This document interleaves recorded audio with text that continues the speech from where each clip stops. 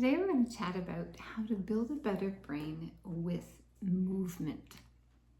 I'm Dr. Laura Baxter, and my series here is all about what we can do, positive things we can do in our life to create a better brain. Movement is absolutely key. We know if we feel low and we want to get our mojo going, head outside for a walk. Number one, the sunlight in your eyes, the vitamin D on your face. Even if it's a wintry day, get outside.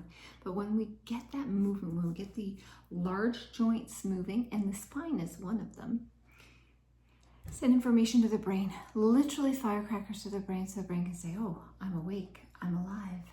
How do I regulate the rest of my day? How do I regulate stress in the body? And how do I just set myself up for a much better day? Movement is key to indicate to the brain, okay, I'm safe to move. We either do movement to get our mojo going, or that's one way I use movement, but usually it's the other way.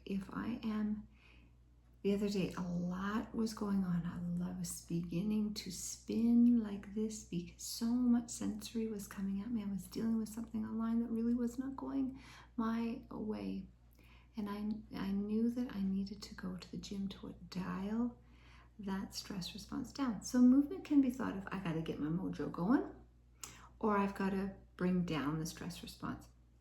It releases positive and happy chemicals in the brain. That's why when you go outside, and it doesn't have to be a long time, it can be 5 to 10 minutes, multiple times a day. It doesn't have to be an hour and a half at the gym.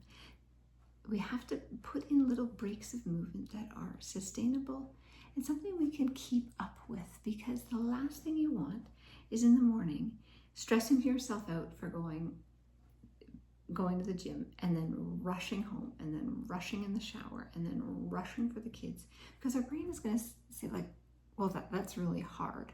I seem like I am punishing myself.